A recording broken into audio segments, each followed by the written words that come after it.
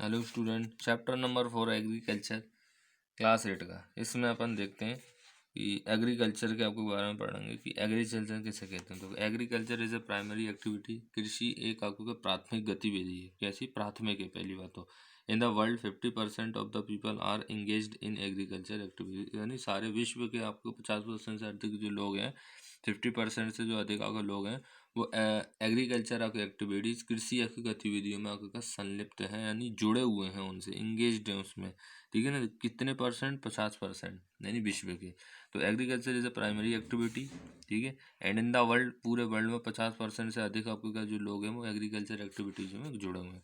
Types of agriculture देखते हैं, किस टाइप के होते हैं। एक सब्सिस्टेंस एंड कॉमर्शियल। एक आपके एग्रीकल्चर जो सब्सिस्टेंस एंड कॉमर्शियल है। सब्सिस्टेंस में जैसे आपको इसको बोला निर्वाह एंड वाणिज्य। कॉमर्शियल यानी वाणिज्य। सब्सिस्टेंस में आपको पहली शिफ्टिंग करते, शिफ्टिंग कल्टीवेशन, स्थानांतरित कृषि। नोमैडिक आपको का हार्डिंग है ना, इसको इंटेंसिव सब्सिस्टेंस, सघन आपको का गहन कृषि। ऐसे ही कॉमर्शियल के आपको ये टाइप्स आपको दिए हैं, जिसमें एक्सटेंसिव विस्तृत कृषि, इंटेंसिव गहन यानी गहरी कृषि, और मिक्स्ड यानी मिश्रित। ठीक है। इंटेंसिव यानी डीप गहरी कृषि, और मिक्स्ड यानी मिश्रित। और एक्सटेंसिव में देखो जैसे ग्रेन फार्मिंग है ना, खाद्यान्न वाली जो फसलें होती हैं। पेस्टोरल फार्मिंग, पशुचारण कृषि। और प्लांटेशन एग्रीकल्चर, बागवानी कृषि। पशुचारण में जैसे रैंचिंग, पशुपालन हो जा। इसके बाद आपको क्या, डेयरी आपको फार्मिंग, दुग्ध हो जा। अदर्स में जैसे हॉर्टिकल्चर, बागवानी। सेरीकल्चर, रेशम उद्योग। और पोल्ट्री रियरिंग यानी मुर्गे वगैरह आपको का पालने का सिस्टम है, जो पोल्ट्री रेयरिंग, कुक्कुट आपको का पालन। ठीक है। ये आपको क्या चल जाएगा। हॉर्टिकल्चर किसको बोलते हैं? बागवानी को। हॉर्टिकल्चर बागवानी। सेरीकल्चर रेशम आपको का उद्योग। और पोल्ट्री आपको रियरिंग और कुक्कुट पालन। ये सब आपको क्या होते हैं, इस संदर्भ में आपको टाइप्स आपको अपन पढ़ेंगे। पहले सब्सिस्टेंस एग्रीकल्चर के अपन बारे में पढ़ने की किसे कहते हैं कि when the farmer produce just enough to sustains his family and sells और exchange the surplus with members of the local community is called the subsistence agriculture, यानी निर्वाह कृषि किसे कहते हैं कि जब भी कोई किसान, व्हेन द फार्मर, जब कोई किसान टू सस्टेन हिज फैमिली यानी के इनफ, केवल केवल अपने परिवार को पालने जितना ही फसल उत्पादन करता है। समझ गए ना?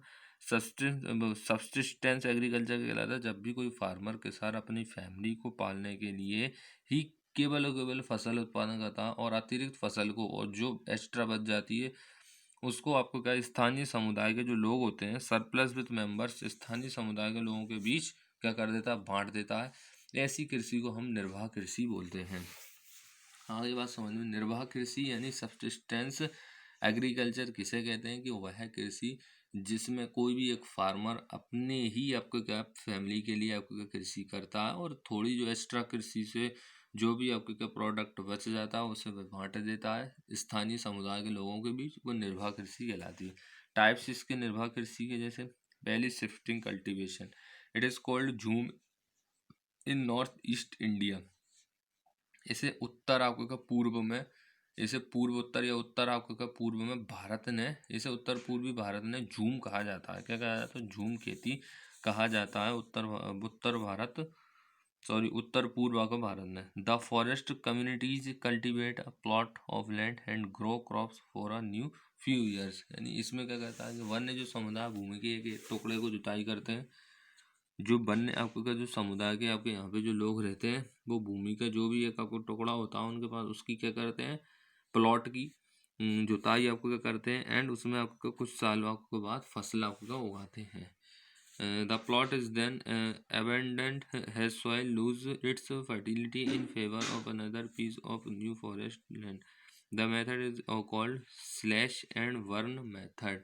तो यहाँ पे देखो तो इस टुकड़े को छोड़ दिया जाता है, मतलब ये देखो, फिर जब मृदा की उर्वरता समाप्त होने लगती है, यानी यहाँ पे क्या दिया कि the plot is then abandoned as soil loses, यानी जब मृदा की उर्वरता समाप्त होने जाती है तो फिर वे इस एरिया को छोड़ देते हैं तथा वन्य भूमि के एक अन्य टुकड़े पर खेती की जाती है। इस विधि को काटो और जलाओ विधि भी कहा जाता है, यानी इसको कॉल्ड स्लैश, काटो एंड बर्न यानी जलाओ विधि भी इसको हम कहते हैं।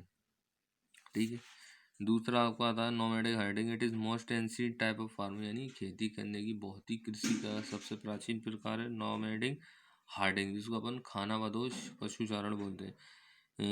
इन दिस आपको their herds of animals from one place to another nomadic herding prevails in the Sahara East and South West Africa. यानी इसमें क्या कहते हैं, इसमें किसान अपने जंतुओं झुंड के साथ एक स्थान दूसरे स्थान पर घूमते रहते हैं, जिस प्रकार देखो ये दिया है, घूमते रहते हैं। और खाना बदोश पशुचारण सहारा पूर्वी और दक्षिण पश्चिम अफ्रीका में पाया जाता है। ठीक है, नहीं पाया कहाँ जाता है, सहारा पूर्वी और दक्षिण अफ्रीका पश्चिम अफ्रीका में। Intensive subsistence agriculture. This approach to agriculture activity also prevails in tropical countries in the monsoon design. कृषि गतिविधि प्रति ये झुकाव मानसूनी क्षेत्र के उष्णकटिबंधीय देश में पाया जाता है। इसमें खेत का जो आकार होता है वो बहुत ज़्यादा आपको कैसा होता है, छोटा आपको का टाइप का होता है, इस टाइप का। परंतु किसानों को जो उर्वरक के प्रयोग के कारण अच्छी उपज प्राप्त होती है, वह अच्छी उपज को सुनिश्चित करने के लिए उपजाऊ मृदा में खेती करता है, इस टाइप में। ठीक है, कॉमर्शियल एग्रीकल्चर आपको पढ़ना है इसमें इतने वो नहीं है। कॉमर्शियल एग्रीकल्चर आपको खुद पढ़ना है। अब इसके बाद में मेजर क्रॉप्स आती है, फूड क्रॉप्स में देखते हैं अपन। Major crops, agriculture provides a variety of product which are needed. यानी एग्रीकल्चर आपको कुछ होती है, कृषि हमें अनेक प्रकार के उत्पादों को उपलब्ध उपलब्ध कराती है which are needed by humankind, यानी जिसे मानव की आवश्यकता जिसको मनुष्य की आवश्यकता होती है। Agriculture not only support human being for their subsistence but also helps a large number of industries. Agri जो कल्चर है केवल मनुष्य के को ही हेल्प नहीं करती, न केवल उसके निर्वाह के लिए मनुष्य के लिए लाभदायक नहीं है, अपितु तो बड़ी संख्या में इंडस्ट्रीज को भी आपको क्या लाभदायक है, उद्योगों को भी बहुत ज़्यादा इम्पोर्टेंट भूमिका निभाती है। A variety of crops can be grouped into food crops and commercial और क्रैश, यानी विभिन्न प्रकार की फसलों, खाद्य फसलों और वाणिज्यिक या नकदी फसलों के रूप में वर्गीकृत। यानी ये खाद्य फसलें होती हैं, खाद्य फसलें आपको हो जाएंगी। उसके बाद कुछ होती है आपके वाणिज्यिक कॉमर्शियल क्रॉप्स। एक आपको खाद्य आपको फूड क्रॉप्स के बारे में बता रहा हूँ। नेक्स्ट पार्ट में अपन कॉमर्शियल क्रॉप्स पढ़ेंगे। तो यहाँ पे देखो, जैसे फूड क्रॉप्स में पहले आपको बता दूं कि जैसे राइस है, व्हीट है, चावल है, गेहूं है। उसके बाद आपका मेज़ है, जिसको अपन बोल सकते हैं आपका ना मेज़ है, इसको अपन मेज़ है, मिलेट्स है। ये क्या कहलाती हैं आपकी कॉमर्शियल, आपको वो कहलाती है खाद्य आपको क्या फसलें कहलाती हैं ना। तो इसके बारे में आपको बता दे रहा हूँ। ठीक है, मेज़ यानी मक्का है ना, और मिलेट्स यानी क्या है आपका मिलेट्स यानी जैसे मेज़ यानी मक्का है, मिलेट्स यानी भी मोटा अनाज है। ठीक है, तो ये इस टाइप का आपको जो दिया रहता है।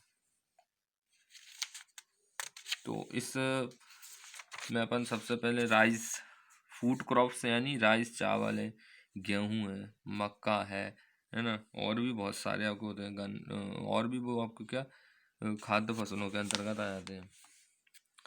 तो जैसे rice is the chief food crop of the world. चावल संसार की मुख्य खाद्य फसल है, चीफ फसल है, क्रॉप फूड है यानी संसार की प्रमुख। Nearly half the population of the world depends upon its their staple diet. तो यहाँ पे संसार की लगभग आधी जनसंख्या जो है अपने मूल भोजन के रूप में उस पर ही निर्भर है। किस पर है, चावल पर ही आपको निर्भर है। अब ये जो फूड आपको जैसे अब ये राइस है, इस राइस को आपको प्रोडक्ट करने का कुछ कंडीशन दी है कि कितना टेम्परेचर होना चाहिए। हमने वहाँ 20 degree Celsius minimum, 27 degree Celsius, 30 degree Celsius at the time growth, यानी बढ़ने के लिए इतना चाहिए। रेनफॉल होना चाहिए 100 से 200 सेंटीमीटर। ये कुछ कंडीशन दी है। अब किस एरिया, जैसे चाइना में सबसे ज़्यादा, इंडोनेशिया, थाईलैंड, बांग्लादेश, म्यांमार, इस जगह आपको होता है। तो ये सारी कंडीशन दी है। तो इस आपको फूड आपको क्रॉप्स के बारे में, राइस के बारे में बताया, व्हीट और मेज़ और मिलेट्स के बारे में पढ़ना। नेक्स्ट पार्ट में अपन कॉमर्शियल क्रॉप्स के बारे में पढ़ेंगे। Thank you.